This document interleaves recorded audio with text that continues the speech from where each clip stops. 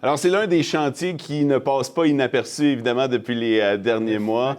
Parlez-nous du défi que ça représente à Amos. Bien, le défi, je pense, c'est de réussir ce chantier-là à l'intérieur des 2 années qui s'en viennent, de façon à avoir une cathédrale rénovée pour 2023, pour son 100e. À quoi on peut s'attendre pour la cathédrale? Présentement, les travaux sont effectués par Adwin Morin. C'est une compagnie vraiment beaucoup d'expertise qui ont travaillé sur le Parlement de Québec, puis le Parlement d'Ottawa, puis les Châteaux Frontenac. C'est des gens très, très expérimentés. Puis tous les travaux qui sont effectués jusqu'à date là, sont A1. On va dire ils savent où ils s'en vont, puis les échafaudages qui ont monté dans un temps record, puis les travaux. On est en avance sur l'échéancier prévu, fait que ça va très bien. On devrait terminer les travaux pour fêter le 100e anniversaire en octobre 2022. Les travaux devraient pas mal être terminés. Et à quoi on peut s'attendre pour le 100e anniversaire? On est en train de travailler là-dessus.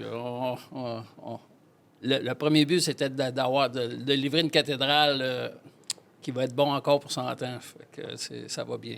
Évidemment, on le voyait là, quand on regardait la cathédrale et qu'on voyait les travaux à y effectuer. On savait que ça allait coûter beaucoup d'argent. Oui, effectivement. Ça a été quoi là, de récolter tout cet argent-là?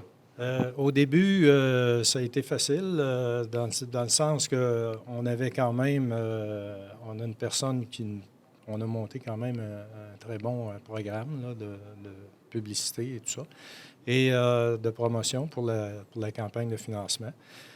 C'était un programme quand même assez agressif, mais il reste quand même que les gens ont embarqué. Et aussi, on a contacté les gens au niveau régional, pas strictement, et même au niveau provincial.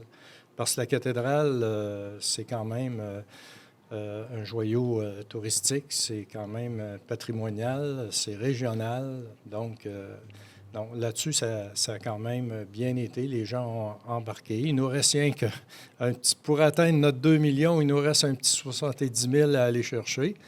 Et justement, on est à approcher les familles qui sont intéressées, parce qu'on va avoir une structure permanente qui va être installée là et qui va perdurer dans le temps, parce que la structure elle va être construite de façon à être là encore dans 100 ans, sur laquelle il va y avoir le nom des donateurs, tous les noms des donateurs, quelqu'un qui donne 5 000 et plus. Et ça paraît beaucoup, sauf qu'échelonné sur 3 ans. Puis si on parle d'exemption au niveau des impôts et tout ça, d'un retour d'impôt de quand même 40 %. Donc, c'est pas si énorme que ça.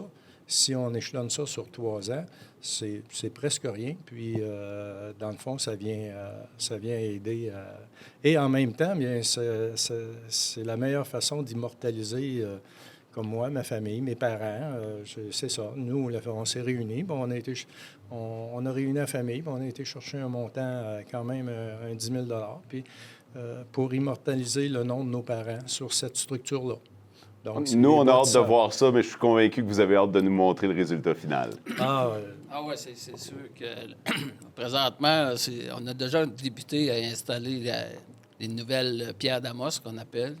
Puis les nouvelles briques, c'est déjà en construction. Fait que sur le mur nord, ça va très bien. Merci et félicitations. Merci beaucoup. Merci.